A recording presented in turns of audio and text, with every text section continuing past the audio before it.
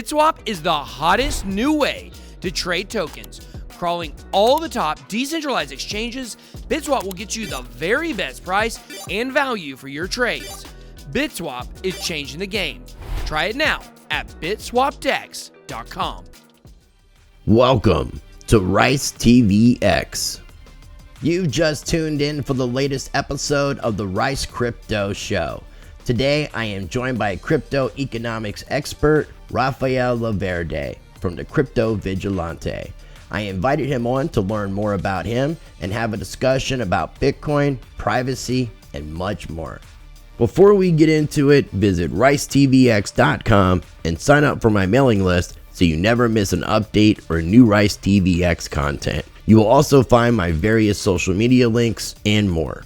You can also find Rice TVX on Odyssey and Library, where I have a full catalog of my videos, post up extra content, and share other appearances. And you can also find Rice TVX on BitChute. To support Rice TVX directly, you can contribute or send tips to PayPal, to Cash App, or cryptocurrencies via my Cointree link in the video description. Everything is appreciated. Another way to support what I do is by joining my Patreon channel, where you will get early access to some of my videos, exclusive content, and more. Get your free half ounce of silver. Take full advantage of my partnership with Money Metals Exchange in 5 easy steps. 1. Visit moneymetals.com. 2. Be a first-time buyer. 3. Purchase a minimum of $100. 4. Use the promo code RICE. 5. Get a free half ounce of silver, and it's an additional way to support the channel. I will include links in the video description for everything I just mentioned, as well as everything shared on today's video.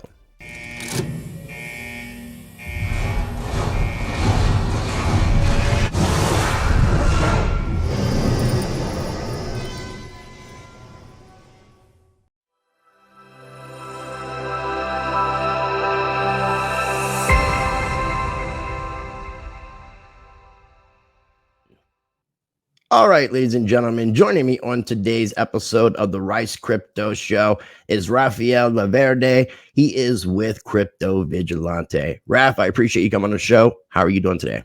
I'm doing pretty good. Thank you for having me. I've been wanting to get on your show and hang out with you for a while. And I know you've been telling me as well, hey man, when are we going to do this? And we've been scheduling back and forth, and finally it's happening. So let's do it. We made it happen, and I'm definitely looking forward to it. We got to meet in person in Miami at, was it Miami Crypto Experience? Yeah, I think it was the Miami Crypto Expo, yes. Yeah, Miami Crypto Expo. And we were hanging out at that bare knuckle fight, which was pretty cool. That was fun. That was interesting. And those girls can kick ass, huh? Those girls. Everybody, not just the girls, but all of them. That was pretty brutal, man. It was pretty brutal. They say it's the fastest growing sport right now, faster than UFC. I believe it. I believe it. And that was, it was a great time meeting you. Everybody at the crypto, or not everybody, but a lot of people from Crypto Vigilante were there. And then you had Alex and the Free Knot crew and some other musicians. So that was really cool. And I'm definitely looking forward to getting Alex on the show as well, and maybe even collaborating on some music with him. But really, that's awesome. It's going to be cool, man. And hopefully I'll be able to make it down to Anarchapulco next go around in 2023. So, but I'll keep you up to date. I know you're going to be in Miami for both shitcoin and I'm assuming Bitcoin 22. Yeah, and especially Monerotopia. What are the dates? That was promoted at North American Bitcoin Conference, and I forgot to get the dates. What are the dates on that? That's April 7th is the Monerotopia conference in Miami Beach. And then there's a shitcoin conference from the 5th and 6th of April. Then we have Monerotopia on the 7th. Miami Bitcoin is from, I believe, the 8th through the 10th. The 8th and 9th is the general admission. The 10th is the Sound Money concert. Okay, there you go. And then on the 10th and the 11th, there's another event at the Coliseum, or at the Convention Center, James L. Knight, where we were at with the Miami Crypto Expo. That's put on by the Coin Agenda and I don't know, like Layer One, something like that. Wait, so there's another conference? There's a lot, and there's an NFT. I know there's an NFT conference. Really? There's an NFT taking place before shitcoin. Really? That starts on the 3rd. So it's really stuff that I know of going through the 3rd to the 11th that I know of now. And And it's then like, there's the 10th and the the 9th and the 10th is the Guns and Bitcoins conference. so that's So another one. Okay, I didn't know that was at the gosh, same. That is like the most intense blockchain week. So we're definitely people are going to come out, and both me and you are going to be speakers at Shitcoin 2022. I've had Ken Bozak on the show. We talked about it. He's going to be back on right before early April. So I encourage people to come out and check out me and Raph at that. But that's gonna be dude, nice to see you there. That's awesome. I didn't know you were no, speaking there. That's so yeah, it's gonna be cool. cool, man. It's gonna be cool, Nice. and I'm looking forward to we'll be hanging out, man, because there's gonna be some parties going on. I'll be at the Monerotopia event. I'm also gonna be at Bitcoin 22. I just got to coordinate my schedules and see like what's going on when at the Bitcoin event that I want to be able to catch, because there's a couple speakers Yeah. that I definitely want to see.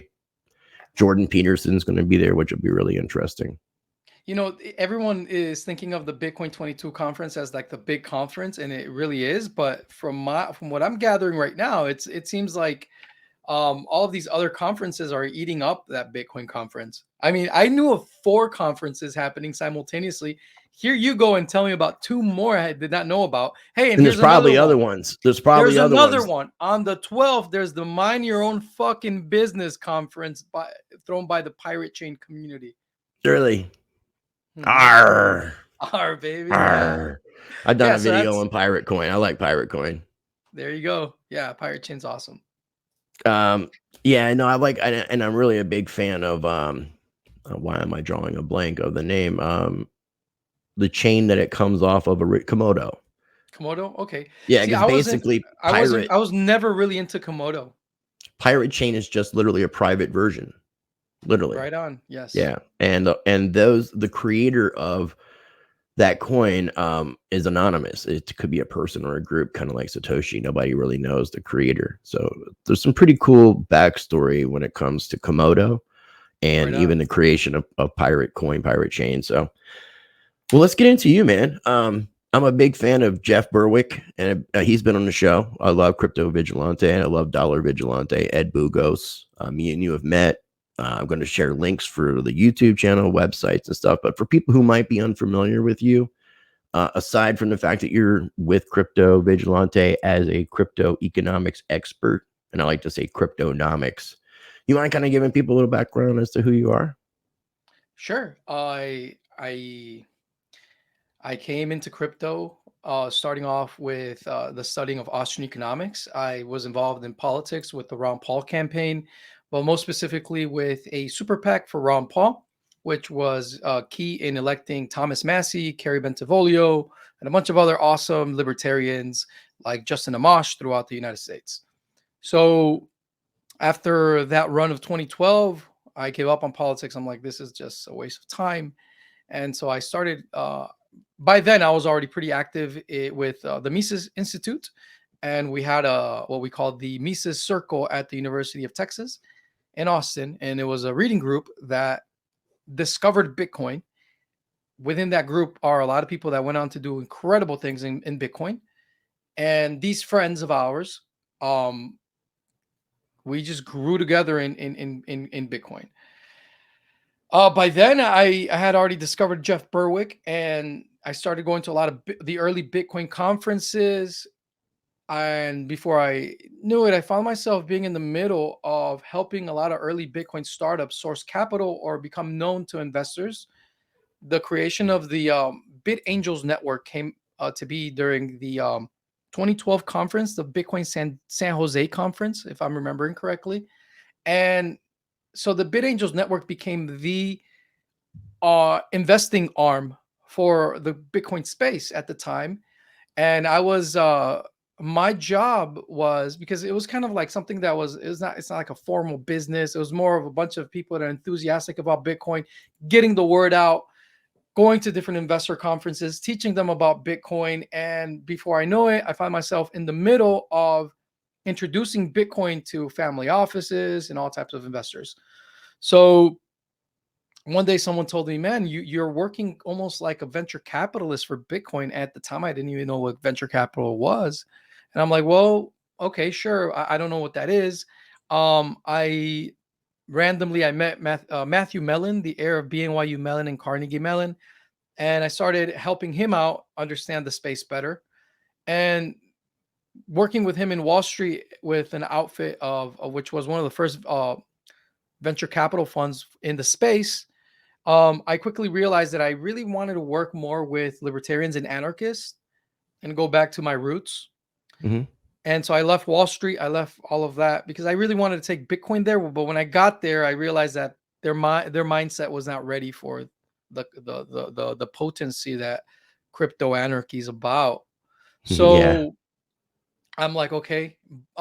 By then, Jeff and I had a very cool friendship, and we would constantly see one another at conferences. And he was like one of the main investors that if I ever saw something that was very unique, that needed not just capital but intellectual capital. So if I saw that there was a startup out there that really had something disruptive, and it was just not like something that is just kind of fluff, fluff fintech, Right. something very, very um anarchist oriented, something that needed much more than just money, I would bring it up to Jeff. And then Jeff would give me feedback on that, and we would develop this relationship of coming to really understand the crypto space together.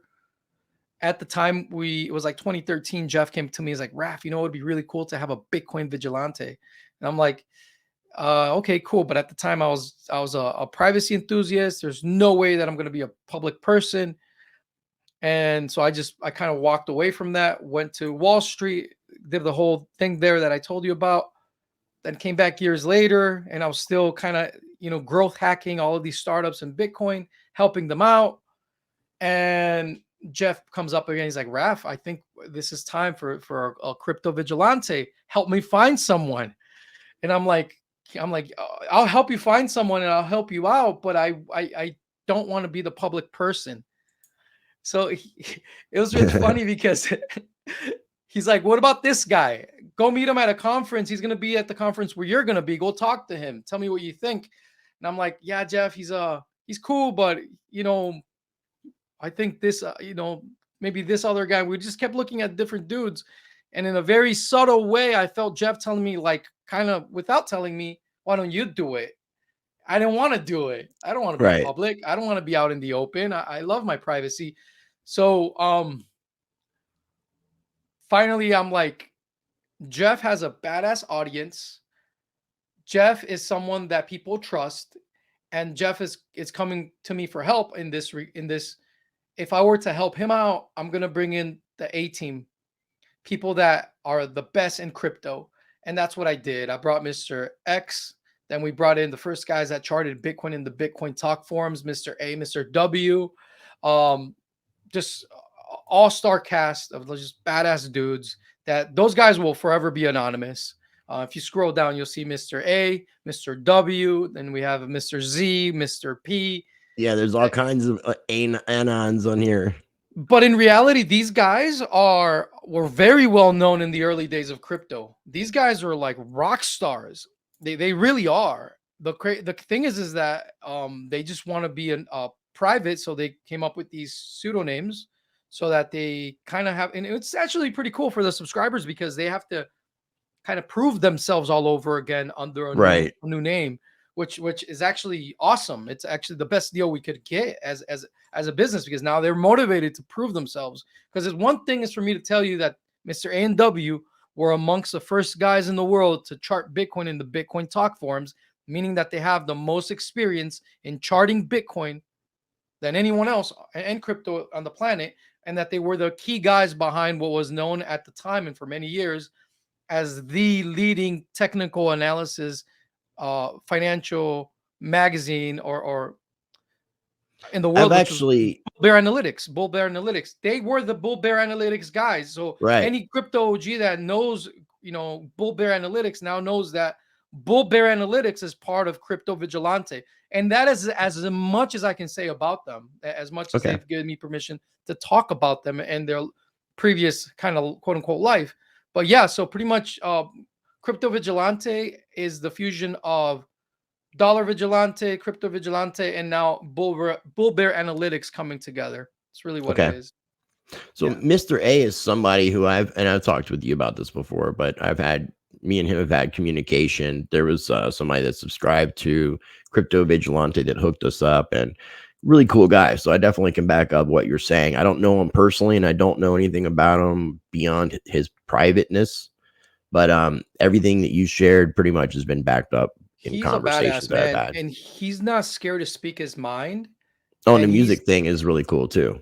oh yeah, he's a badass dude. Like he is a well-rounded person, and something that we've always said in crypto, you really want to look for people that are, well, not everyone is going to be like this, but the there are some very special people in crypto that are very well-rounded, right?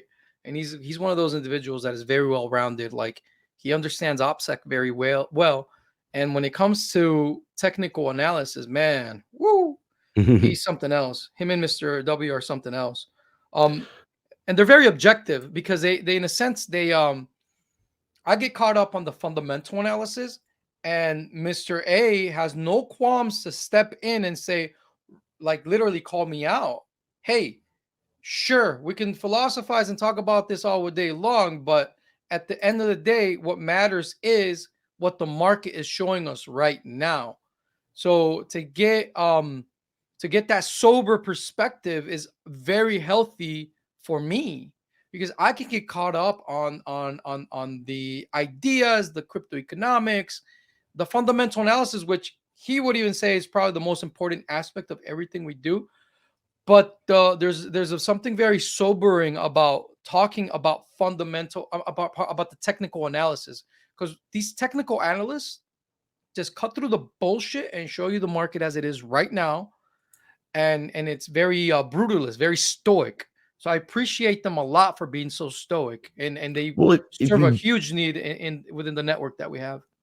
That's all, and that's a good way of putting it. And I mean, when you look at something like trading, I mean, it really shouldn't be emotional. So the stoicness really just kind of comes from a good trader keeping those emotions out of play. And for a good team to really operate and function the way it's supposed to, one, I mean, the team members are supposed to challenge each other and help to develop what each other knows to make each one stronger, because a team is only as strong as its weakest link. So I definitely commend, you bringing up the fact that there's so many individuals that are involved with making the Crypto Vigilante what it is.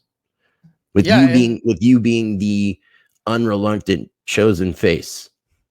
yes, and it kind of sucks to be that guy. I don't want to be that guy, but and the nerd within me is like, fuck, why did I do this? But somebody had to do it, and I next thing you know, like I find myself all of a sudden, I think Jeff saw that within me. I didn't see that within me at all. Like being like a forward facing person that gets up in front of audiences and does not have stage fright. Like that was very new for me. I never even knew I had those skills, and it was interesting to me to see that Jeff saw that within me, and that he trusted me with this, because before that I wasn't really, I was all about privacy. I cared, last thing I cared about was to be being known and being on stage.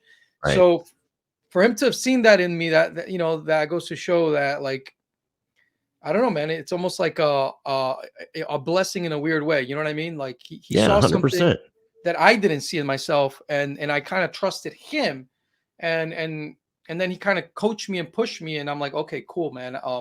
Wow, I didn't know I had this. It was great So intuition on his part, because I mean, just not just blowing smoke up your ass, but seeing you speak in public. You are good speaking in public. You're good at captivating people. You're good at with the words you use.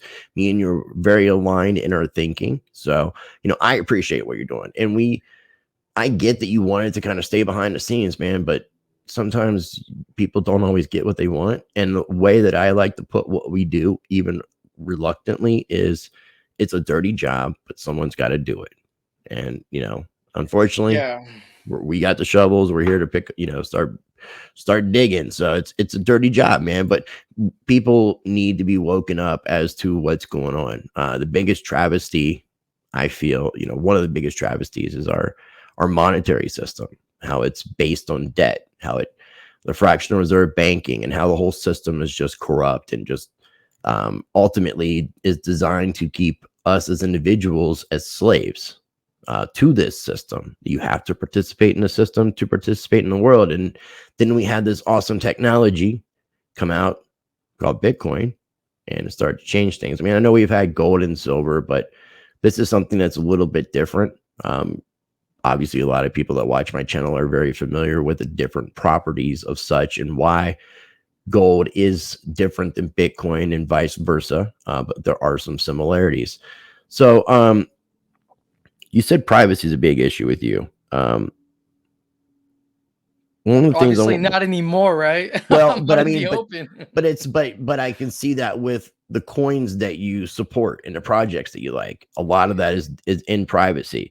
Before we Yeah. get into the privacy coins, though, one of the things that I wanted to discuss with you was, and this was kind of a suggestion of Alex's, was regarding Bitcoin's original design at scale.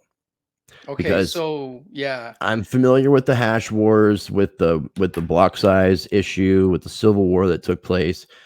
I've interviewed Roger Ver several times. I'm very familiar with what took place 2017 for the creation of Bitcoin Cash. And then we had a fork from Bitcoin Cash take place, creating Bitcoin Satoshi Vision BSV. If I was to choose if I had to choose a side in that battle, I would go with Bitcoin Cash. My argument with Bitcoin is I feel like, and I've had this conversation with Charlie Lee and a lot of other people, but I feel like Bitcoin is being kept limited on purpose so that it's not being developed in certain ways so it can function the way it was designed to function, so that other people like Blockstream can create solutions that they can profit off of. And being that Bitcoin developers don't necessarily get paid because there's no CEO, there's no foundation, Blockstream can pay those developers to develop for them, and it gives the developers money, and it's a win-win for the two of them, but it's kind of screwing over Bitcoin, the original intent of Bitcoin. So what are your thoughts about all that, man? All right, I so know it's a lot. well, it is a lot, and it's a lot that we're very fortunate to be able to have this conversation, because at the Crypto Vigilante, so when Jeff pulled me aside and was like, "Let's do this," the first idea that I had was like, "Well, Jeff is a big blocker, and so am I. We can't have just us doing this. We need to give people the best, well-rounded perspective that we can offer them." So we brought in Mr. X, and then we brought in Mr. A, W, Z, and P. P is an extreme privacy guy, but the other four, X, Y, Z, and W, and A, they're all small blockers. Those guys are all they come from the worldview of BTC. So we had Jeff, which was more of a big blocker, very much like you, very a Bitcoin Cash, and me, which I'm an extreme big blocker. Like I am beyond Bitcoin Cash. I am BSV, right? I am on the rebellious miner side of things. I am completely miner autonomy, maximum of block size, fucking scale, and compete with Amazon now. You know, that's my worldview. I'm a Bitcoin miner still. That's where I go. So at the Crypto Vigilante is the only place in the planet where you actually get the full spectrum. And you know, you and the full spectrum, it's almost like it's a drum that we beat so hard for so many years that we don't even like talking about it. And I don't even like to people. I mean, BSV is very controversial, which is where I find myself most partial within the whole Bitcoin civil war. It's that extreme big blocker perspective. But Mr. A, Mr. W, Mr. X, and Mr. Z, they're all more on the BTC side of things. So what happened? What's going on here? That the crypto space in general is you can see it divided into two different camps. Into the camp of there is the privacy coin sector, which is new, and it's everything that Bitcoin, BTC, and Bitcoin Cash ever wanted to become, but done right. Also, what Ethereum wanted to be completely, and what they always promised, but done correctly, done right. That is something that we've never had in crypto till recently. For many years, we've had transparent surveillance coins that we would call pseudonymous, and that they were private enough up until the point where we knew that sooner or later they were not going to be private at all because of blockchain analytics and the surveillance state that was catching up to blockchain technology. Yeah. We're there now. We're beyond being there. Yeah. Now, if you're dealing with Bitcoin, Bitcoin Cash, BSV, or Ethereum, or 90% of the space in general, you're dealing with transparent surveillance coins, and you have to be aware of that. And you have to be honest, and you have to tell people that even if you have optional privacy, it's really not private at all. So it's a game changer. One, and this is very important. Now, when When it you say comes to game changer, you're specifically talking about BSV? it's a game changer. Well, I'm gonna get to that. Okay. It's a game changer in the way, and I don't honestly. I think we're the only ones that have really been able to make these distinctions in crypto. I don't know if anyone else has been able to make these distinctions, even if they've known these distinctions existed. But a lot of people have weight that they're dragging behind, like sunk costs that they've invested in for many years. I'm talking about companies and crypto projects themselves, that they have to keep a rhetoric going, even though it is not an honest rhetoric. And that would be, for example, the problem with Zcash, that they wanted to be a privacy coin, but they never were, and they never could be. And now they're stuck with the weight of being transparent for the vast majority of his blockchain, and they can't change that. And they won't be able to change that because they are connected with exchanges, wallets that can only operate with their non-private settings. And now if they were ever to change, they would have to kind of start from scratch in building up that network and market penetration that they've already have established. Right. Okay. So there's this big distinction that we have the freedom to make at the Crypto Vigilante. We don't have any affiliate marketing, nothing whatsoever. We want to be as independent as possible at all times, so that we make so that we are as objective as possible. That's our goal, always as objective as possible. That today we might really like a coin, but if that coin fucks up, we will be the first ones to call them out. We don't want to be held back by anything.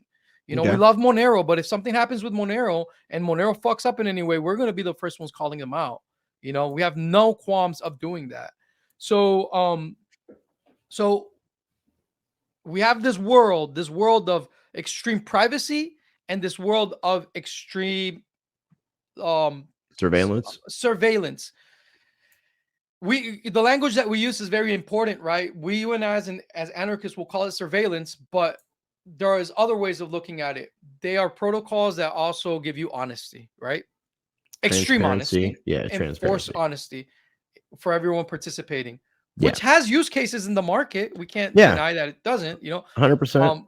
So we have the world of light, which we're calling the solar punk world. All the transparent blockchains, and then we have the world of the darkness, which is more what they call the lunar punk world in crypto, right? When it comes to privacy coins at the Crypto Vigilante, we all agree that that is the most important aspect in everything that we're doing, because our motto is to survive and prosper with crypto during and after the dollar collapse. The most important aspect of all of this is to survive. So privacy coins, real cryptocurrencies is what we're starting to call them, real cryptocurrencies. These real cryptocurrencies give us the ability to escape and to protect ourselves in the worst case possible or imaginable, where we can actually exit systems that may be oppressive. When it comes to the transparent blockchain world at the Crypto Vigilante, we disagree. And that's really interesting, because when it comes to the privacy coins, we agree on that is the most important aspect in all of crypto. And number two, we agree in our assessment of privacy coins, because the assessment of privacy coins is very straightforward. It's based on the free and open source software ethos, meaning that it is the review of code, that we verify code amongst our peers, and we choose the protocols that are best for securing the privacy of the individual. Like, the meritocracy of privacy coins is very it's very forward. It's very forward. What Satoshi gave us, this is where the disagreements come into play. What is it that Satoshi gave us? Because Satoshi gave us something new called Bitcoin. Why did he not give us a privacy coin from the get-go? Why is it that Satoshi, right? So, but there's a lot of question is who is Satoshi? There was a white paper put out by, I think, the CIA, if I'm not mistaken, in the late 90s, how to mint, that had to do with cryptocurrencies. Even David Schwartz, who's with Ripple, was with the CIA at one point in time, who's a cryptographer. So yeah, I mean, you got a question, but it is open source technology that you can audit the code, and if you are a coder, you can make sure that there's no fallacies or bugs or anything to that effect. So I feel like if it was created from that aspect, that we've already kind of checked it, and it's not something that can be controlled by the creator, whether it's the government or not. But it did create an open, transparent system that can be identified. Like you said, pseudo-anonymous, chain analysis. Now they're trying to get pass legislation and push for KYC wallets. So if you want to send to an exchange and you have a wallet that you have your private key to, it's a non-custodial wallet, you'll have to identify that wallet, identifying yourself. That's why you're seeing profile pictures being NFT profile pictures, where they're just trying to get you to identify yourself as a crypto holder so that it just helps out with their chain analysis. Sorry for but I always want to add that. Debbie Downer. Wah, wah, wah. All the NFT guys are like, fuck. It is what it is, though. It's tracking and tracing. It is, and then the 100%. CBDCs with programmable money, that's dangerous. But I'll let you continue with what you're saying. The world of light and darkness. So within the libertarian world, we see even spectrums within philosophy, right? We have the extreme agorists on one end that, leave you the fuck alone, and we're just going to create an alternative system, counter economics, right? Completely separate world, very activist driven, right? Then we have another extreme in libertarianism, which is very, and that is the objectivist crowd, right? That's Ayn Rand, Galt's Gulch, right? That mindset says that the most important thing is to capitalize now and to use whatever mechanisms we can have to say fuck you to the existing system, but they are not afraid to play with government law and in order to monetize more, right? So they consider themselves extreme capitalists. So the objectivist has no problem using government law as long as government law exists for the sake of capitalizing more. Whereas the agorist might see that as that's immoral and I wouldn't use that. Right. The extreme capitalist is very brutalist about it and says, fuck you, it exists and it's going to be used against us. So I'm just going to use it and to my benefit. And that's it. You know what I mean? We have to understand that even within libertarianism, there are different perspectives as to what's the place of a corporation? Are they moral, immoral? I mean, and that's an ethical question. But the reality is like, how do you really have a free market? And one of the when you now see this magnified in the crypto world, the main question that you have is, where is the dispute resolution? Does the dispute resolution happen in the agora, in the marketplace? Has the marketplace offered us ways to resolve disputes in the market? Yes. Look, right now, Bisq.network, right? Is that what that shirt is? I was wondering. Bisq? Bisq.network, right? KYC is the what? Is the illicit activity. Is okay, because it just got KYC is I see illicit activity or illicit. Yeah, there you go. All right, so that's that comes from the philosophy of extreme agorism that wants to create not just new money, new organizations that are completely separate from the existing system, but they want to create dispute resolution systems that compete with that of government law. There's nothing wrong with that. That's just innovation moving forward. And it's happening right now. And there are systems of escrow like Bisq. And till this day, there hasn't been a theft in Bisq because the incentives are aligned where you put money up at escrow and I put money up at escrow, and so you're not incentivized to screw me over because you're screwing yourself over. And if I try to screw you over, I'm screwing myself over. So as long as you follow the game plan for the escrow system, you're going to be okay. And we have Local Monero, Agora Desk, Havano Desk. We have all these different marketplaces that are solving disputes. And now we're moving into the world of assurance contracts. Okay, so there is a building of a dispute resolution system outside of government law. But is it as sophisticated as government law itself is? No, it's not. Technology is not there yet. I think that Dero, DERO, the privacy smart contract platform that just launched a couple. It's like a private version of Ethereum, right? Yeah, they're freaking amazing. So I think they're going to be pivotal. They're going to be very important to keep an eye on, because those entrepreneurs are going to be able to take the Ethereum promises to reality, which is they're going to be able to create systems of cooperation, systems of dispute resolution in a way that is completely removed from government law. And how is that? Well, they're going to be operating within a setting that is private by default. Where, see, alien technology right there. You see it? Introducing Dero. I highly recommend you guys watch that interview. It's the Dero, some of the Dero contributors speaking at the TCV summit. Yeah, no, I have to check that out. That was one of the Crypto Vigilante picks that somebody had told me about. Yeah, it's sick, man. They're doing something incredible. Now, does this mean that like government law ceases to exist? No, it doesn't. What's going to happen in the future in the area of dispute resolution? We're going to have, I think, hybrid models. We're going to have systems that are going to complement government law. Dero in itself, just like any privacy protocol, has optional disclosure. So even within the smart contracts within Dero, you have the option to disclose like a view key that you see in Monero or Pirate Chain, but for the smart contract. That was something I was going to ask you when we got the privacy coins is, we label them as privacy coins, but I feel like there's a distinguishment because you have privacy coins and then you have anonymous coins. I think there's just, see, I don't buy Monero, that. you can't turn the privacy off with Monero, where you're saying that you have optional disclosure. Yeah. You have, okay. Was that recently in the past few years at it? Always been like that.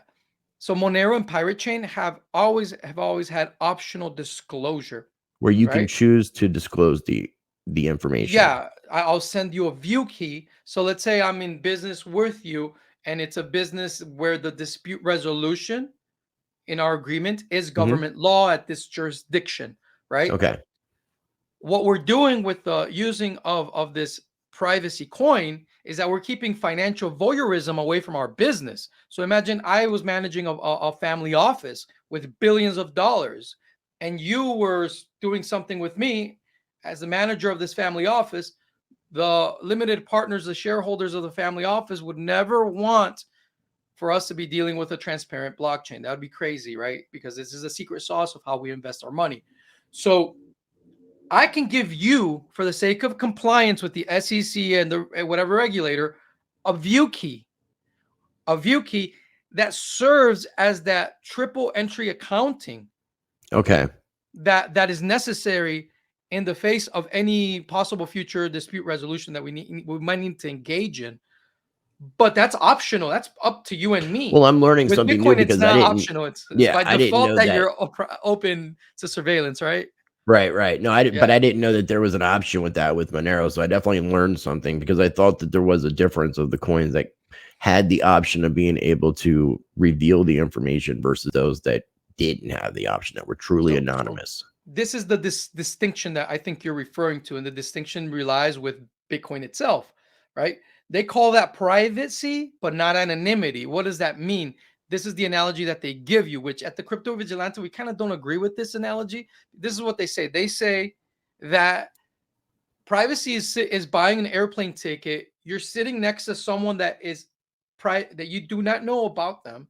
You do not know who they are, but the airline does, right?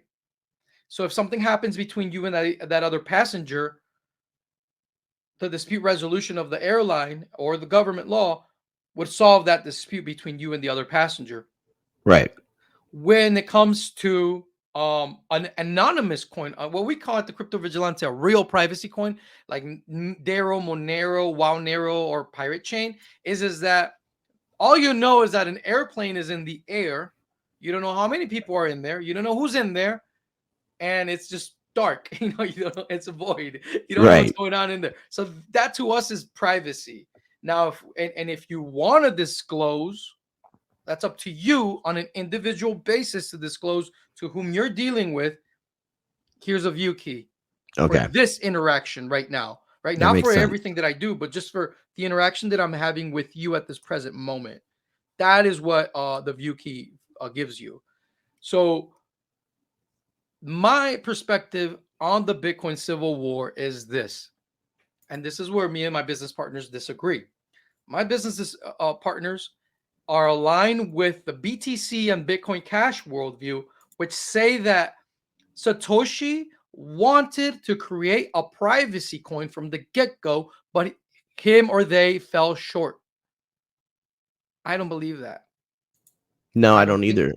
Because I think Satoshi was smarter than we all give credit to, especially people in the privacy coin space. Team Satoshi, in my opinion, saw something bigger than we see. Satoshi, in my opinion, was an objectivist group of people at the core of Team Satoshi. Around Team Satoshi, there were anarchists, anarcho-capitalists. But I think Team Satoshi itself was very objectivist, and they were very brutalist. And they dealt with the world as the world is right now, not as it will be, but as it is right now. Right, forward thinking. Much more than people give us credit. For me, when I read into Team Satoshi, what I see is that they didn't see the Federal Reserve as the ultimate enemy, or central banking as the ultimate enemy of humanity. That's what a lot of libertarians like us think. Like, obviously, it's the Federal Reserve and the Fed, right? And the Fed is what we would chant at the Ron Paul conventions, right? And the Fed. Team Satoshi saw something bigger. It's not the Fed. The Fed was the enemy of yesterday. The Fed was the enemy that has as the locus of control and power that makes war possible, funding possible, everything, and the IRS just fucks everything up, right? Right. It literally steals the sovereignty away from a nation and from a people. Like that we understand. But we all know that the future of finance and the future of banking will be a technology company or technology driven. So what did Team Satoshi see? And this is where I disagree with my business partners, because they still are in the focus of the Federal Reserve, which I completely agree with them. And this is where the Bitcoin civil war happened, right? Because people in BTC, in my opinion, I agree with your assessment completely. They started selling, and that we needed Bitcoin to be private, to focus on the coin aspect of Bitcoin, because we needed to focus on that coin aspect to outcompete central banking and the banking cartel. Fine, I agree with that. And my team agrees with that as well. And that is the BTC rhetoric. But if you want to take it to its logical conclusion, the logical conclusion is that you need to do it correctly from the get-go. Therefore, you need to be private by default, and you need a Monero or a Pirate Chain, something that is private by default at the protocol level. You can't have something that is half-ass. So what BTC is still trying to give the world is a privacy coin using the Bitcoin protocol. That's never going to happen. And with Taproots and everything that they're creating, that started off with SegWit, if you're never going to get that. And if you do get that, it's going to be 100 years from now. It's not going to happen in 10 years or 20 years. It's too hard of a fucking feat to execute. Plus, there's so many interests involved within the game theory, the strategy of the Bitcoin market, that there's a lot of players that will never allow the Bitcoin protocol to become a real digital gold and real digital cash. So we have a conflict of interest, an inherent conflict of interest, where we now have 4 camps in the Bitcoin civil war. We have the first camp, which is BTC, which said we're going to turn the Bitcoin protocol into digital gold and take away any emphasis from an on-chain economy and focus on the exterior economy. Then we had a second camp that said, no, we're going to just focus on Bitcoin Cash as cash. We're not going to focus on the computational power of Bitcoin, just as BTC. And we're going to try to make it as much into a privacy coin, just as BTC is trying to do, but trying to use most of the Bitcoin architecture as it was given to us as Satoshi, with limits, though. We're only going to allow the blockchain to scale to a certain degree, and we're only going to allow certain types of transactions dictated by developers. So both BTC and Bitcoin Cash, this is what happened. They emphasize, because in their mind, they need to turn Bitcoin into a privacy coin, both BTC and Bitcoin Cash. So what they did is that they started focusing on the FOSS ethos, on the free and open source software ethos, which is the ethos that that led to the creation of cryptocurrency. There is another camp that agreed with them fully and said, you guys are right, your ambitions are correct, Bitcoin Cash and BTC, but you're running into a wall and you're literally lying to people, because you will never be a true privacy coin. You will never ever be true digital gold or true digital cash. And so these honest individuals said, we have to start from scratch and do it right. And this is where a new Satoshi came into play by the name of Nicholas von Saberhagen, and gave us Monero, the CryptoNote protocol, what led to become Monero. And then we had now other challenges to Monero technology, which is Pirate Chain, using state-of-the-art zero-knowledge proofs at the protocol level. So this is, in my opinion, Monero represents a third group of Bitcoiners that said, we're going to do this, but we're going to do it right. Don't fuck with the Bitcoin protocol. It's not a privacy coin. And that was the ambition of a lot of people surrounding Satoshi. And I would even argue maybe some of the people within Team Satoshi. That's what they wanted. What they wanted was a Monero. So it's disingenuous, in my opinion, for the BTC crowd to still be saying that they're a digital gold or digital cash, because they will never be digital gold or digital cash. Same for the same for the Bitcoin Cash community. You need to be done correctly. You need to be private by default. You need to be fungible. Now, there was a fourth component to this civil war. And these were the people that said, look, all you guys are very right in your ambitions for a privacy coin. You guys were correct, but that's not what the Bitcoin protocol was created for. And we all agree on that, right?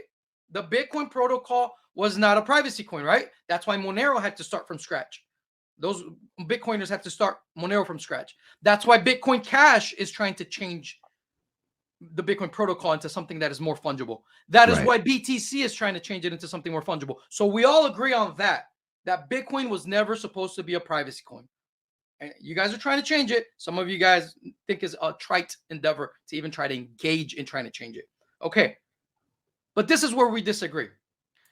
The thing is that you guys never really understood what Bitcoin was created for. Bitcoin was created for something completely different. Bitcoin was created not to be a privacy coin. What was it created for if it was not created to be a privacy coin? Okay? If you're asking me the question, I would say it was created as a way for us to get away from the fiat system, from the control of the central banks. Yes and no. You're right, but not in a way that is counter-economic. Okay. Like the agorists would say. It was created pseudonymously, or let's see, I don't really like that term. That's the term we used to use back in the day. It was created as a transparency coin with optional privacy features. Once the blockchain scales, that's section 10 of the white paper, and we have billions of nano transactions going back and forth, where I can spin up my wallet and create a bunch of like thousands of UTXOs, and you on your receiving end your wallet spins up thousands of addresses, and I'm sending you a bunch of little nano transactions, and all you see on the blockchain as an observer is a bunch of dust moving across the network, and no one knows if you were sending it to that one single person or a bunch of different wallets, right? So that's a privacy model that Satoshi gave us on Section 10. That is not possible on BTC anymore. That is not possible on Bitcoin Cash anymore. So no, it's really not, because they have limits. So what is it that Bitcoin? What is Bitcoin? So this is what the camp that I come from in Bitcoin. This is where our perspective is that Bitcoin was never supposed to be a privacy coin. Bitcoin was never supposed to, was not an invention just to get rid of the banking cartel. Bitcoin was created for something bigger than anybody can even freaking imagine. And I think that when people start going to realize this shit, their mind's gonna be blown. I'm gonna try to explain it to you guys as best as possible. Yeah, you're doing a really good job of building this up, man. Fucking deal, man. I want to hear the answer. Dude, this is what Bitcoin was created for. Bitcoin was not created. So we already established that the future of every financial institution is a fintech company. We all know that, right? Look at the surveillance state around us, right? Look at what the fuck is happening with censorship, right? Real control. Like Ron Paul would tell us, capital controls are people controls. That's all capital controls are. Yeah. The central banksters did not want to just control the money supply. They want to control you and your movement as a person. They want to enslave you. So where is the locus of control? Not like actually it's happening now, but in Team Satoshi's mind is in the future, 5 years from now, 10 years from now. It's in big tech, guys. Big tech is the locus of the Eye of Sauron. It's not the Federal Reserve or any central bankster cartel anymore. And Team Satoshi saw that. They foresaw that. Okay? So what does this mean? That Bitcoin was created to be a new internet, not just money. It was created to be Bitcoin. Coin is the incentive structure by which we build this new infrastructure of freedom that is empowered by extreme capitalism, which is the greatest gift that Satoshi gave us. It was not even, comes from technology, from the technology of the blockchain, the miners, proof of work. But beyond that is an economic structure of aligned incentives where we are able to create a system that competes with big tech. That is the bit aspect of Bitcoin that no one talks about, that scares the establishment the most. This is why the Civil War happened. This is what scares the shit out of them. It's not the privacy aspect of Bitcoin, because the banksters have had their own privacy coin. Most people don't know this, but there are secret, private, ultra-private bank accounts that run on the SWIFT network within the banking system that use very similar technology to zero-knowledge proofs with thousands of transactions. I don't even know what kind of encryption it is, but where compliance officers in these banks are not even allowed to do their work in compliance within these special business accounts. No one talks about this. So I've never heard about this. Yeah, the bankster cartel has their own privacy coin that runs on SWIFT. No one talks about this because it's to be kept in hush. You're not supposed to know about this. So privacy coins are not a threat to them. What is a threat? What is it that what is it that is really where they have their control over everyone? It's called innovation. It's called your data. It's called your information. And that is why Bitcoin was created. Bitcoin was not created just to be a coin. It was also created to be computational power. Well, what does that mean, computational power? It means that Bitcoin was created in its original design to compete with big tech in this new infrastructure, which is a new internet where every data packet that is sent in this new internet is a tiny nano transaction, where every byte, B-Y-T-E, is a Satoshi that travels within this new internet, where Bitcoin miners will rival ASW, Amazon farms, where we will rival Google, Twitter, Facebook. That is the real game plan and real game changer of Bitcoin, guys. And a lot of people look. I can talk about this for hours, man. No, I Because mean, I this can is, see the passion. I mean, and I dude. This is appreciate it's because, an interesting perspective. I'm not saying you're bro. wrong. I definitely appreciate you sharing your It's deep. insight. It's deep because this is what has been persecuted the most in all of crypto. You would think that the people in crypto, not just people in crypto, but you think that this is something that people would know about. First off, most people don't know about this. Second, there's a very strong concerted propaganda against this under the guise of decentralization, under the guise of privacy, which are all good endeavors. They obfuscate this aspect of what Satoshi gave us, because this is, and it's been proven, funded and paid for by big tech and the financial giants themselves to keep Bitcoin from thriving to its fullness.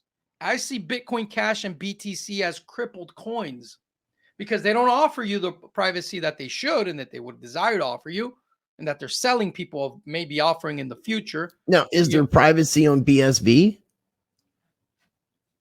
No, because it comes from the Bitcoin protocol at scale. It's not but a private coin. But it acts as kind of a computer with computational power. There's lots of applications being built on it. There's lots of microtransactions. So everything to that effect is the same, but it's not. There's no privacy aspect, and there never will be a privacy aspect from a straight fork unless you fork it with the private code. So right now, as the world of cryptography is at this moment in time, the best form of cryptographic integration to achieve the maximum amount of privacy for the individual is the way that cryptography is constituted in protocols like Monero and Pirate Chain, because it gives you privacy right now in every single transaction. Okay. Satoshi's plan for privacy is section 10 of the white paper, which I already explained it, is at scale, you'll have so many transactions just going on the blockchain and millions and billions of nano transactions on this new internet that, yes, things will be traceable and they could be tracked through blockchain analytics, but it will come down to a cost benefit analysis where a regulator would say, was it worth going after this guy? Yes or no. And the more the blockchain grows, the Bitcoin's original design grows, the more costly it will be. So no, it will never be as private as a Monero or a Pirate Chain, but Bitcoin's design is to become more private, as its original design is to become more private as time goes on. To the point, and this is probably something I shouldn't say out loud, because I feel like I know forbidden knowledge that I don't want the lizards to know. Yeah, we can't let the lizards know. I don't even know if I want to say this, man. Well, I mean, you can't do this and then not say it. At this point, you have to say it. You should never have brought it up. As a new internet. So this is what happens in BSV, right? So that you guys can follow the logical conclusion here. In BSV, the miners scale. I'm a rebellious miner in BSV. What is it? Bitcoin mining.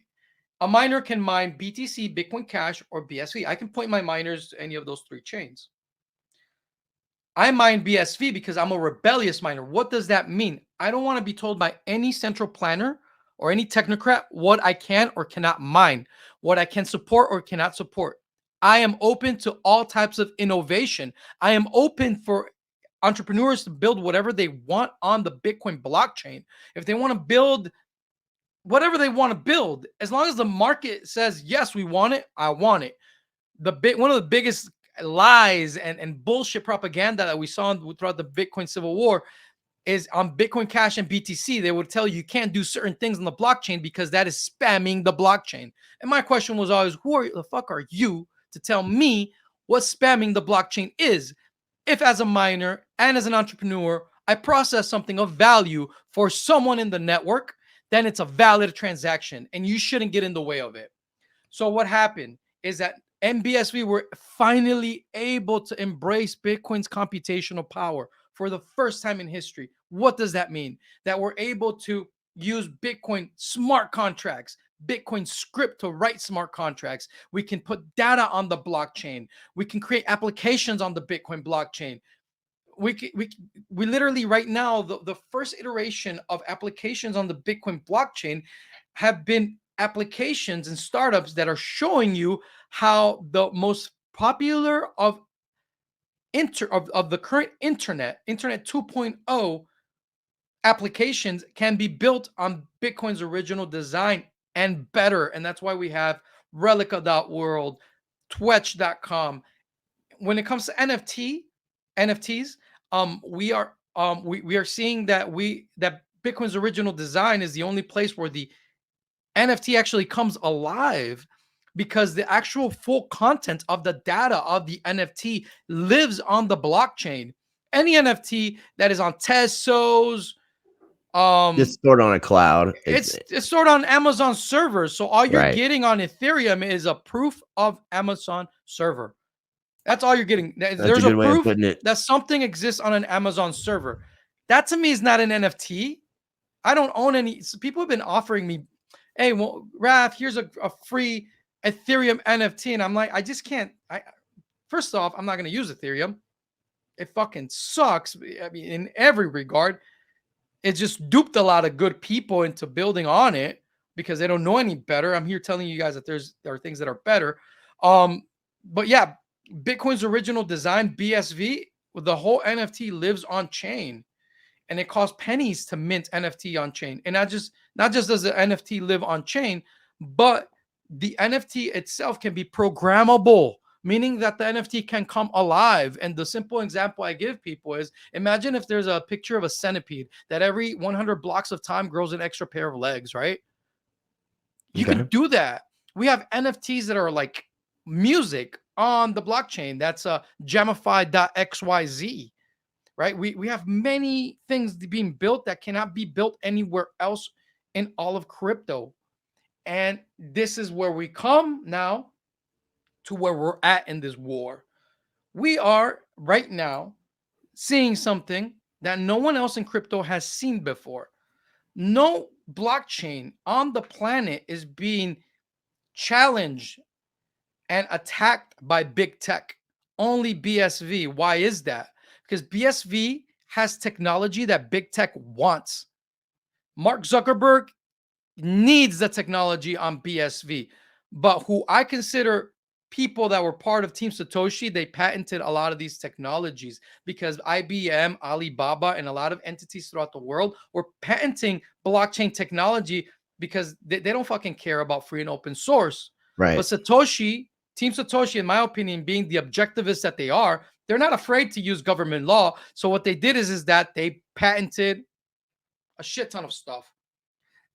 Things that now, when you say Facebook they, because Yeah. this is going to be one of my questions. When you say they, I would say more he, and it would be the question of what are your thoughts on Craig Wright? And before you answer, based off my research, it does appear that Craig was a part of the team in some capacity. I feel as if he wrote the white paper. It looked like a lot of the scientific verbiage and language was, came from, matched up with a lot of his past and present documents.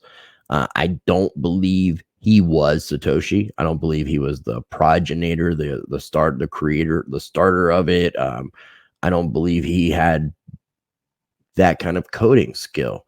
I'm not a huge fan of his actions. I'm trying not to judge the man. I get his point of view, but the way he presents himself is kind of petty in a lot of ways. What are your thoughts on Craig Wright? I mean, he's a human being, and I look, man. You're asking me about him as a person? No, I'm just asking you I about. don't know him as a person, and I don't know because people talk about him, and Do the you first feel thing that he's comes the out, innovator that he claims to be? it comes down to like a lot of people just throw at homonyms right away, and they start saying, well, look at his defects and the mistakes that he has made. Look, I judge people by proof of work, and what Craig Wright is advocating for is the same exact thing that I've been advocating for since I fell in love with Bitcoin. But he's not the only developer on BSV, though, correct? It's not just him. Guys, I'm Satoshi, okay? No, I'm not Satoshi. But no, um, And I've talked to a lot of judge people like I have Kurt no Kurt idea. Werkert. I've talked to him about the Okay, whole situation with BSV and Craig. I've got a lot of inside knowledge to the situation. I just wanted to get your perspective, being that you're a big proponent of the BSV blockchain. this is where I have to give a disclaimer. The vast majority of the Crypto Vigilante team thinks that Craig Wright is a scammer, fake Toshi. And this is Mr. X, Mr. A, Mr. W. They all think even Ed Bugos, the director of research, he's like, he can't be Satoshi. He can't be Satoshi. Look, I have a different opinion. My opinion is that I judge Craig Wright by his proof of work, not by his identity of who he was or what people say he is or what he claims to be. I don't give a fuck even if tomorrow he moves all of Satoshi's coins, or if he doesn't. Whether he is Satoshi or not Satoshi is not what I care about at all. That's not what I care about at all. And everyone on BSV, as the vast majority of people on BSV, don't care about that at all as well. What people care about in BSV is proof of work. Does it work? And who works it best?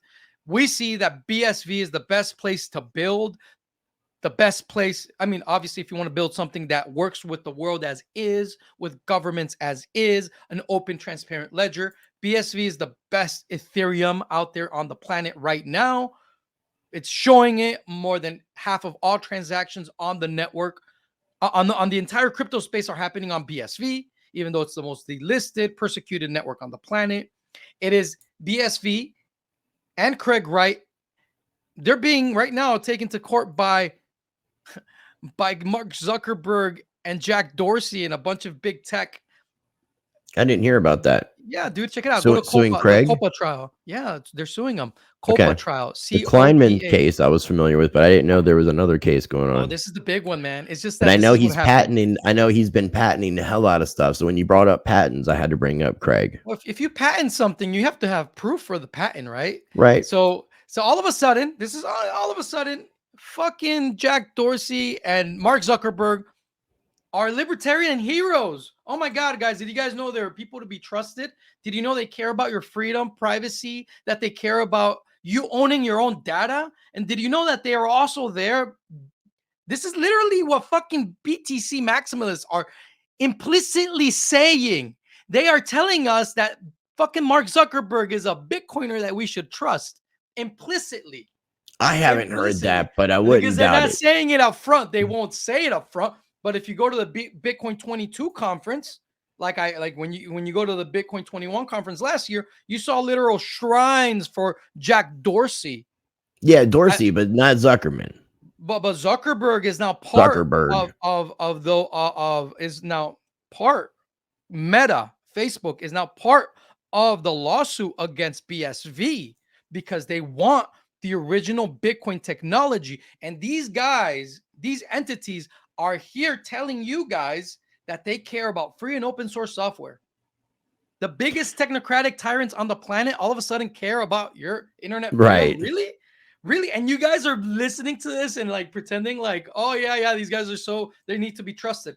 Bro, people we've seen something from the pandemic is how irrational people become when it comes to a hive mind mentality. And a lot of people in crypto have lost their shit and they're not thinking critically, because as a person, Craig Wright is not what I think you should be looking at. And this is to answer your question. What you should be looking at, and it's not about, and this goes for everyone in crypto. It goes for anyone with a big name in crypto that is promising you things. anyone that is promising you things or building things for you, don't judge them by their identity or by anything that could be otherwise, what Aristotle would call accidentals. Judge them I by know that which is substantial. sometimes he just makes it difficult with just running his mouth. If he would just Bro, kind of be behind the scenes and just let his work prove itself, and him not say and do some of the things he's done, it's toxic. Bro, I am the autism whisperer, okay? And I definitely think that he's in the spectrum, and I would say that. No, he is. And I've gotten that from people who know him. Some of my best friends are autistic as hell, bro. So I'm not trying to knock. That's why I said earlier, I'm not trying to judge the man. It's more of his actions. We'll know him. We'll know them by their fruit. And even his own actions, bro. Fuck his actions. We're not here for someone's actions. What is this, a popularity contest? Is he running to be president? No, he's not. I get it, but there's certain people I do not want to support if they're not good human beings, if their intention is not good. The person, don't support him. Right. I get what you're saying. And I appreciate your perspective. Actually, look, man, if you go to BSV, if you actually start interacting with the community, there is a lot of the big creators in BSV hold the same gripe that you and I have against the personality of Craig Wright. Actually, if anything, I'm the most generous dude amongst them. No, I know there's a lot of people in the community that separate him from who he is as a person, or because to me, man, it's a sense of respect for people, dude. Okay, there are quirky things about Vitalik that I can fucking, dude, I can roast people, bro. He's super socially awkward, super high spectrum. I can roast people like crazy, dude. But fuck his personality. I've met Vitalik as a person, very amicable, really cool dude. Do I agree with him? No, I don't. No, I don't. Do I agree with Ethereum? I have never have and never will, because to me, it was a shit protocol from the start. Something never to be trusted. And it's proving itself to just be the forever promise coin. But look at Craig Wright, if you want to compare him to Vitalik. What's Craig Wright championing? Bitcoin's original design. And what is he proving? Be a proof of work that Bitcoin's original design works better than anything else in the space. It's the more you use the BSV blockchain, the cheaper transaction fees are. So I'm an investor, dude. You're an investor too. Everyone watching this is an investor. When you're an investor, you doing business, is really get your emotions out of the way, dude. No, I agree. As much as possible, and be stoic about your decisions. Where is the future here? I see the future of Bitcoin only being possible on BSV. I cannot see it on Bitcoin Cash. I cannot see it on BTC. Does it have a difficult future? Fuck yeah, it does, man. I'm very sober about this. I never expected, and this is why I find myself like almost at awe at like the naivety of a lot of Bitcoiners and people in crypto. Like, who told you that Bitcoin was going to be received with open arms by big tech, Silicon Valley, and Wall Street? Right. Like, you're delusional, dude. And it's being embraced by the institutions and by big tech. It's being embraced by the fucking, what are the enemies of freedom. No, what I expect to happen to Bitcoin is what is happening to BSV. It's being attacked by Silicon Valley, being like crazy, because all of Bitcoin, all of the crypto social media, all of the crypto news outlets are owned by them, and they all are nothing but hit pieces against BSV. The same Silicon Valley cartel owns all of the exchanges, the vast majority of the exchanges, and a lot of the early Bitcoin startups. So they will never, this is what you guys have to know about Silicon Valley. They will never do anything that goes against their existing portfolio. And what's their existing portfolio? Their existing portfolio is Amazon, Facebook, Twitter, Yelp, Google. That's who the FANG stocks. Yeah, what people call the FANG stocks. Exactly. That's who runs the show in crypto. Crypto's being fooled. Crypto needs to wake up, because Satoshi never gave us a network that needs to be the bitch of the legacy financial system or big tech. Remember, I told you the most important thing about here is the big tech. We were never supposed to be the bitches of big tech. We were supposed to have big tech grovel at us, because we are a more powerful network by nature, by the nature of what Satoshi gave us, which is not just technologic, but out of the technology, we have a beautiful incentive structure known as the Nakamoto Consensus. And this is a big deal right here that I'm about to share with you. that when the Bitcoin Civil War took place, people confused the Nakamoto Consensus with the false ethos. They're two different things, and I will debate any Bitcoiner anytime, anywhere about this, because this is what Jameson Lopp, when he talks about consensus on Bitcoin, he creates this mistake of confusing the free and open source software ethos with the Nakamoto Consensus. And it's very, I don't think he did it out of malice. I just think he did it out of his ambition for what he really, really, really wants, which is Monero. Like, you know what I mean? Even just now, he just did an interview of like how much he likes Monero. Then go to fucking Monero, bro. Stop talking to people. I thought he was a Bitcoin maxi. So he is a Bitcoin maxi, but it's like I see him and a lot of Bitcoin maxis living in a sunk cost. Because when people are invested in a sunk cost, and you guys know what a sunk cost is, it's like that person that has a corner store and says, well, you know what? I'm just going to put a billboard, and you still get no clients. And I'm going to do this. And they just keep investing in a sunk cost. Right. To me, BTC is where it's at because it is the bitch of the establishment being pumped by fiat from the financial elite to give you the illusion that BTC is successful. Why? Because they don't want you to know anything about Bitcoin's computational power, because that's really what scares them. So here they're playing a switch of hands, right? What do you call that? Switch of hands? Sleight of hand? Sleight of hands. It's a sleight of hands. Like, look at smoke and mirror game. Look right here, guys. Look at this, how successful this Bitcoin is, right? Look at Bitcoin. Meanwhile, the miners within this Bitcoin chain are the bitches of the establishment. The miners in BTC are being told left and right, oh, you're not green energy. Oh, yes, we're not green energy. What can we do to please our Lord? Bad Bitcoin miner. Fuck you, man. We're the most green fucking energy on the planet. Yeah, that argument is a lot of BS. I have the economic incentive to be as cost efficient as possible. Look at the BSV blockchain. Go to coin.dance right now. Why don't you pull it up, please? Coin.dance. Hold on one second. Coin.dance, bro. This picture, guys, is all you need to fucking understand. Like, if you understand the efficiency of what Satoshi gave us, this is all you need to see. This is all you need to see. If you understand this picture, this is all you need to see. Scroll down. Look at the hash rate of BTC. Okay? Look at how many transactions BTC has, right? Look at all that energy in BTC. Go down. Look at the block sizes, right? Okay, now go back up as well. Go back up as well. Look at the hash rate of BSV, right? Look at the input. Hash rate is input. Amount of network nodes is input. Energy going into a system. Energy going into a system, right? What is the output? What comes out on the other end? What is the result? You're putting all this energy, this power, this work for what? For 7 transactions per second on BTC? Yeah. For only 8.5% of all transactions on the network, for block sizes that constitute 2.15% of all transactions on all of the Bitcoin network in general, because I consider Bitcoin to be a meritocracy of miners that mine across all these chains. But look at the input on Bitcoin's original design, right? It's an input of 0.14% of hash rate. Network nodes 0.7%, but look at the output. Look at how efficient Bitcoin's original design is. Look at the output, guys. Look at how much transactions are happening. That's where you need to fucking look at. Where's the future of Bitcoin mining? That's where the future of Bitcoin mining is. Because BSV already moved into what us Bitcoiners have always talked about, the golden age of mining.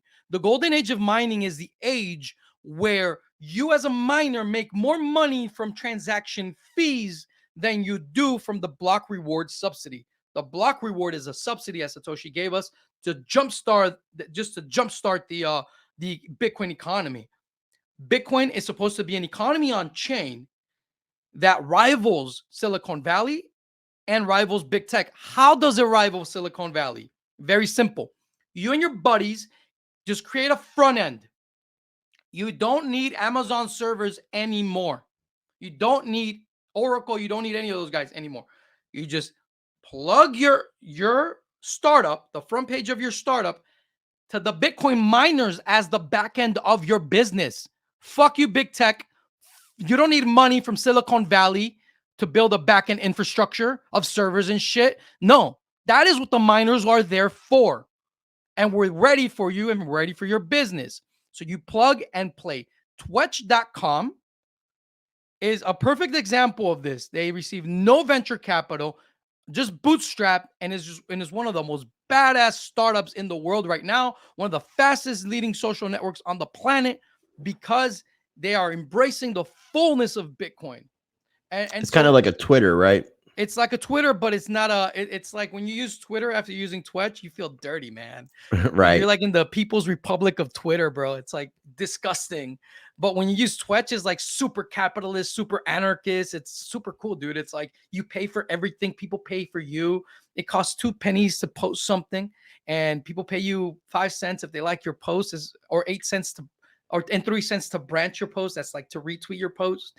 It's awesome, dude. That's like cool. you own your data, man. It's like this is why there is this war. This war against Bitcoin has been a war from the get-go to interrupt and do away with Bitcoin's computational power. This is why, because this is what Silicon Valley and big tech are scared of. This is why the whole fucking civil war started. And they lied to us with very good, precise rhetoric, libertarian rhetoric, saying we're going to turn Bitcoin into a privacy coin. We're going to focus on the coin aspect of Bitcoin because what matters most is to do away with the manipulation of money from the banking cartel. That's beautiful, but if you're going to do that, you do that right. And you go to Monero, you go to Pirate Chain. But if you want to create something that rivals big tech, you need to do it in a way where everyone is welcome into the network. Why? What does that mean? That this is something that Monero and Pirate Chain cannot do. Why is that? Because Monero and Pirate Chain cannot completely open the governance of their coin to the whole world. Why? Because what if tomorrow some communist comes in and says, no, we want to have a backdoor to see every transaction in Monero? No, Monero has its community of contributors overseeing the governance of Monero. Monero and privacy coins are the only coins on the planet that are justified in operating 100% with the free and open source software ethos, where they get to oversee the whole network, that the community itself vigilantly oversees the state of the network, and that's why they limit their ASIC resistance, because they cannot afford for like someone to come in with ASICs and just overpower and make their blockchain transparent, right? They're justified in that. What guides Monero and privacy coins is the free and open source software ethos, right? Which is completely different. We've had the FOSS ethos since before Bitcoin. What Satoshi gave us, and this is the killer fucking message here. What Satoshi gave us is the Nakamoto Consensus. And again, a lot of BTC people are confused, thinking that Satoshi gave and that Bitcoin was created to operate under the FOSS ethos. No, it wasn't. Bitcoin was created to operate under and to be governed by the Nakamoto Consensus. What am I saying here? I'm saying that the vast majority of Bitcoiners, of Bitcoin maximalists, never understood the Nakamoto Consensus, and they still don't. They still don't. They confuse it with the FOSS ethos. This is what the Nakamoto Consensus is. Are you ready for this? Because this is the big fucking. In my opinion, this is the biggest thing the most badass creation in all of crypto is this right here, guys. And if you understand the Nakamoto Consensus, if you actually are able to digest it and really investigate it, bro, you're just going to be at another level.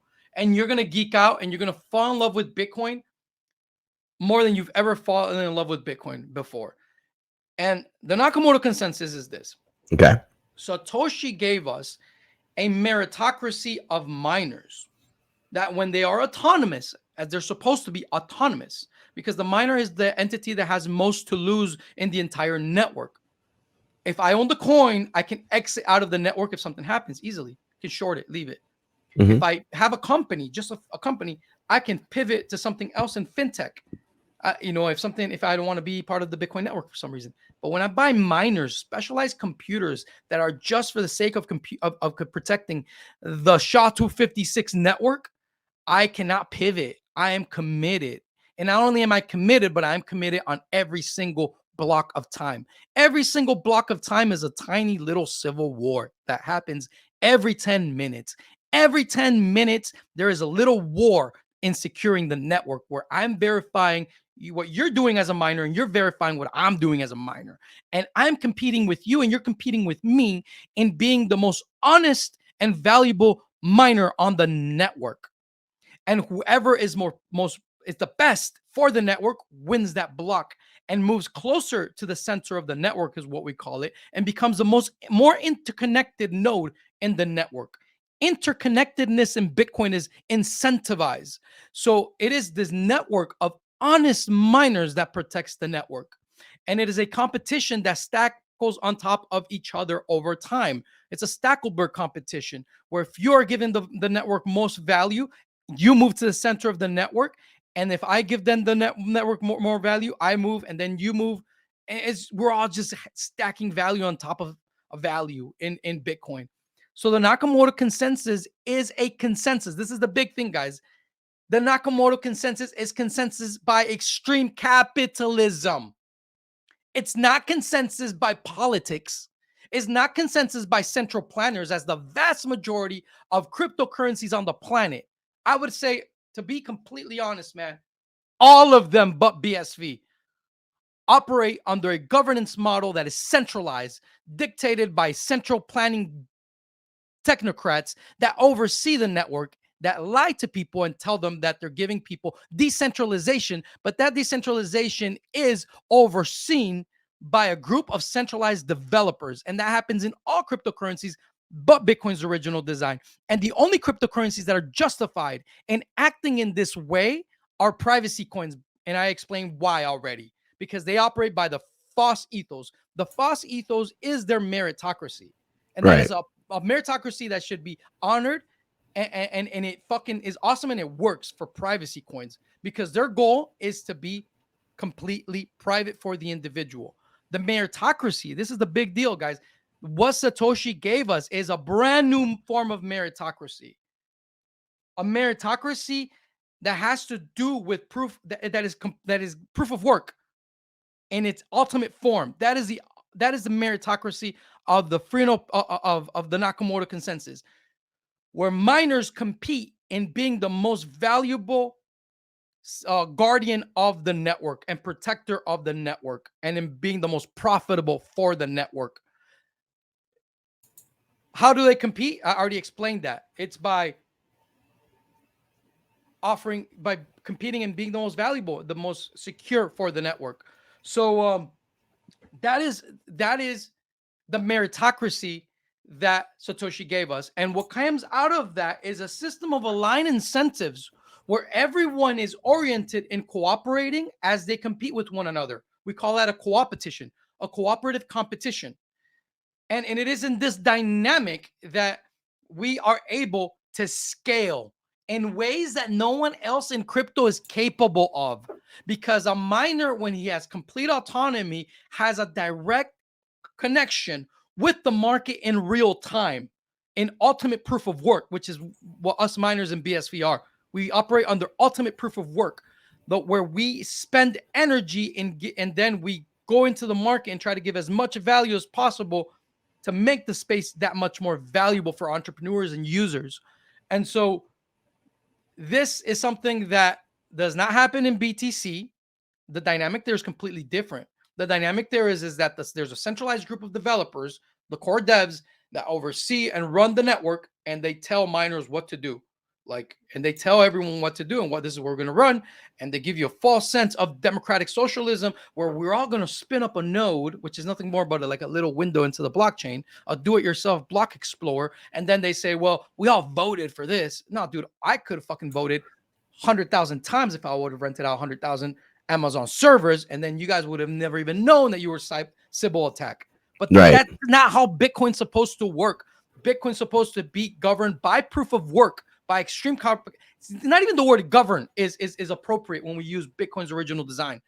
The word govern is gone out of the picture. You have no politics. This is the beautiful, badass thing Satoshi gave us. With the Nakamoto Consensus, you get rid of politics and you get rid of bureaucracy and you get rid of governments.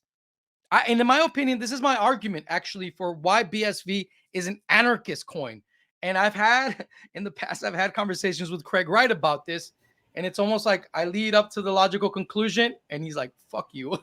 Yeah, no, I can only imagine because I know how he is from that mentality.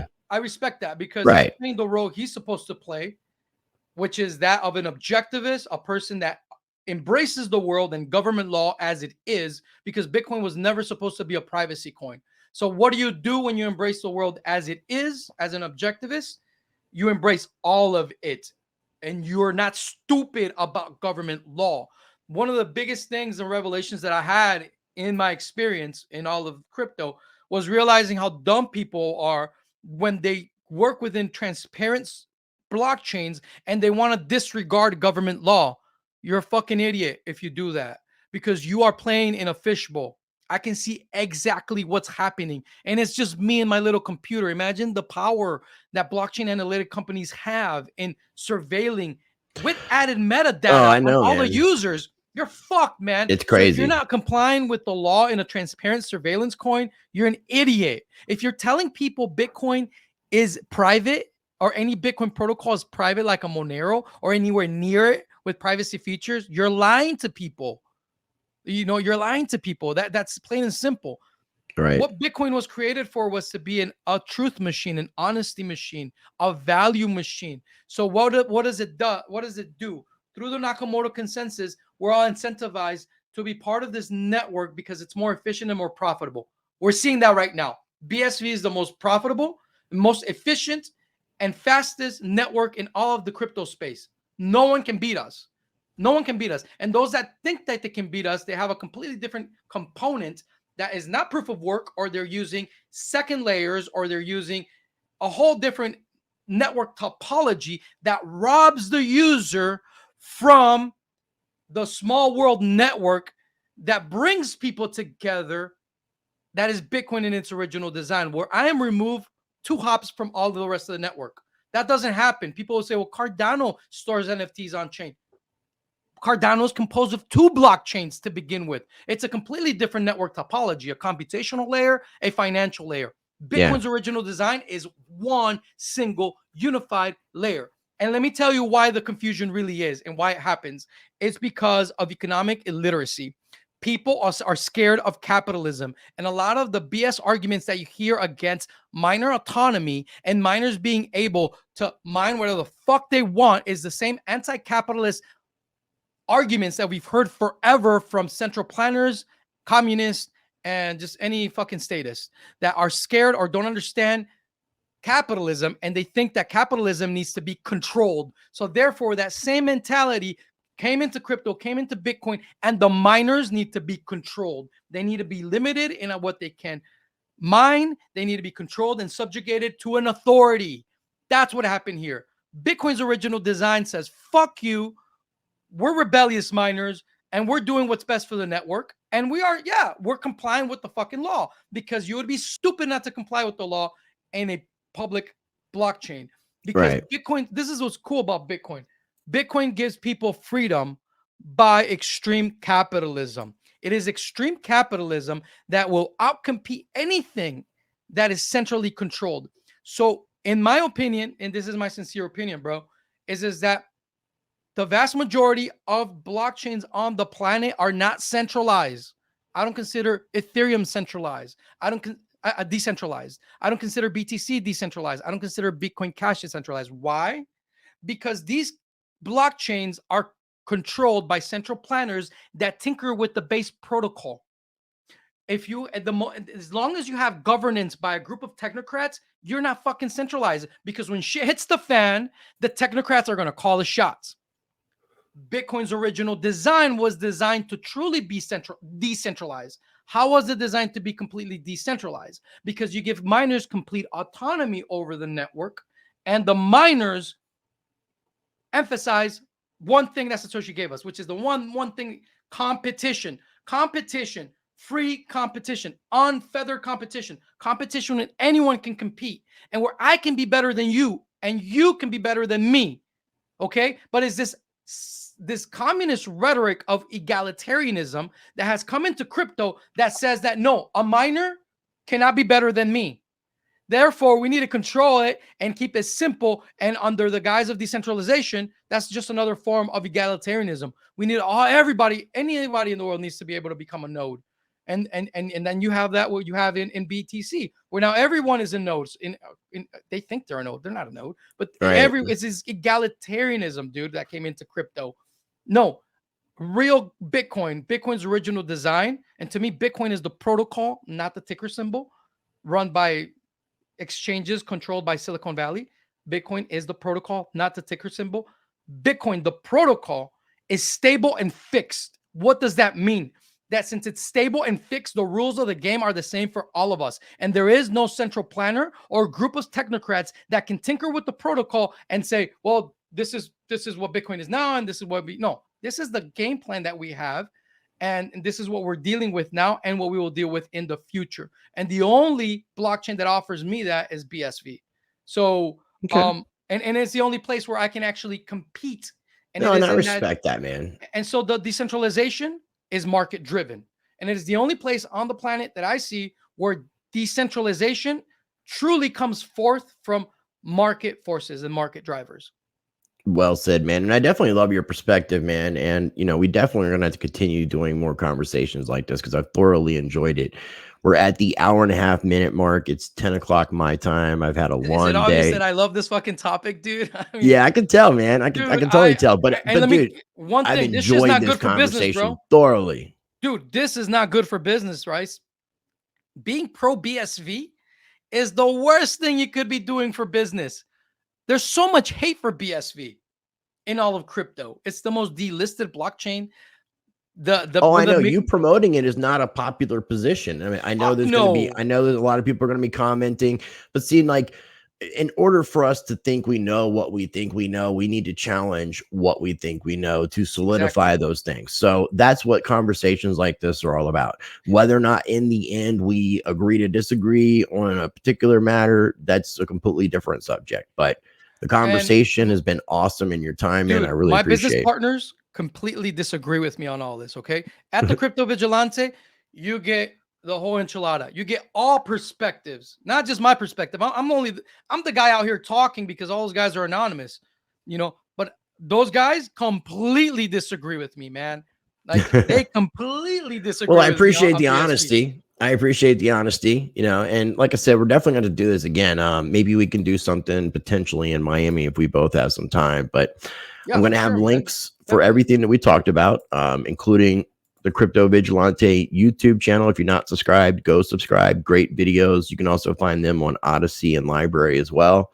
I will have links for the Crypto Vigilante website, cryptovigilante.io. You can check that out. You can also follow them on Twitter, and they have a really cool special report to Canadians on crypto privacy that I would definitely encourage you to check out. Everyone in the world, because we're seeing everybody's bank accounts being shut down. Yeah, it's starting to medical reasons, political reasons, because you're wearing the wrong color. Yeah. Oh, by the way, we're doing a workshop for free for people new to crypto. People have been asking for years that we do something like this. It's tcvworkshop.com, coming up on April 22nd. TVC workshop? TCV. Why am I don't even know what I'm typing. tcvworkshop.com? Yeah, workshop.com. So yeah, we're just going to do this for free because look, we're only in the blockchain. We're only as strong as our smallest block, right? So yeah. So this is like an intro course. Yeah, pretty much intro course of Crypto 101. At the Crypto Vigilante, we obviously talk about what this whole conversation was fundamental analysis. I give you my take. The other analysts have their own takes. They disagree with me on BSV, for example. They all do. I'm the only pro BSV dude there, which is okay. But yet they still haven't been able. Isn't Jeff pro BSV? No, Jeff is Jeff. I know he likes Bitcoin Cash, but I thought he was pro BSV as well. No, he's more like you. He's more Bitcoin Cash. But Jeff, when it comes down to it, he's one of those guys that realized that what he really truly wanted was good money, good fungible digital cash, and digital gold. So Jeff is all Monero, Pirate Chain, Yeah, makes sense. privacy coins, real cryptocurrency, right? Real cryptocurrency. So in my mind, that's real cryptocurrency. And then there's Bitcoin. And to me, Bitcoin is like what I explained, Right. Bitcoin's original design. So yeah, tcvworkshop.com is going to be that free summit that we're having for anyone. Anyone can just come in and be part of it. We just want to teach people. We want to teach the grandmas and the grandpas No, that's on sweet. how I to definitely use these encourage technologies. anybody, because my channel has a mixed audience. I have 3 different shows. Not everybody is involved in crypto, and there's some people that want to learn. So anything beginner, I definitely would recommend to anybody watching this video. Sign up. It's for free, and it'll be linked in the video description. Yeah, one of the things that we do in the newsletter that we champion a lot is the how. How do you actually work with these technologies, which is operational security, right? We emphasize that all the time. Every newsletter that you get has a very pretty thorough lesson on operational security. We take that very serious, to survive and prosper during and after the dollar collapse with crypto. You need to survive to begin with. So you need to know how to use these technologies. Obviously, we do technical analysis as well. I already mentioned almost daily. And with Dollar Vigilante, I mean, there's a strong emphasis too on gold and silver, which is something I would like to talk with you about in a future conversation too. But and dude, Bugos is the guy for that. I know, He's the I know. guru.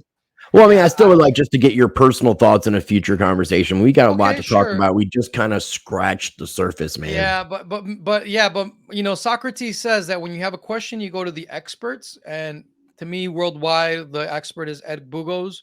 When it comes to technical analysis, I point to Mr. A and W. They're the gurus, in my opinion, worldwide. When it comes to operational security, Mr. P, Mr. X, Mr. Z, Mr. Y, and Mr. A are fucking amazing. Like I can't even remember. I can't even see how you remember all those different initials for those misters, but there's a lot of different anonymous misters. I was gonna. If you could bear with me real 1 second, I'm gonna go ahead and just wrap up the video and stop recording. We're recording this on St. Patrick's Day. I've done a lot of stuff today. I have a full day on my book tomorrow, and I'm not gonna have a chance to edit this until this weekend, so it'll be coming out early next week, probably on Monday or Tuesday. I'll keep everybody updated. I'll let you know, Raf. If this is your first time watching any of my videos and you've gotten this far, I definitely would encourage you to make sure you explore my channel, make sure you're subscribed, hit the notification bell, and sometimes YouTube will notify you when my videos come out. Make sure you check out the links below. Make sure you're subscribed over at Crypto Vigilante, as well as checking out the newsletter and that free crypto education course. And I will leave you with this. Be blessed, be the change, practice change. And it's been a long day.